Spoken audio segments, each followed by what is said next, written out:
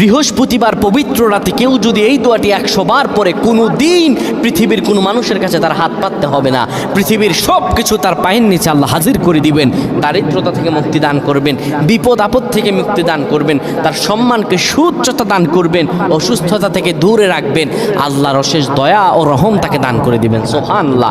বৃহস্পতিবার রাত এটি গুরুত্বপূর্ণ রাত। এই রাত সপ্তাহে একদিন আসে, আরবিতে রাত আগে আসে, দিন পরে আসে। সুতরাং বৃহস্পতিবারের যে দিন গিয়ে রাত, এটি বৃহস্পতিবার রাত নয়, এটি শুক্রবারের রাত, এটি জুমাবারের রাত, এটি দোয়া কবুলের রাত, আল্লাহর কাছাকাছি হওয়ার রাত। সুবহানাল্লাহ। এই বৃহস্পতিবার রাত আল্লাহ তাআলা বান্দার দোয়া কবুল করেন।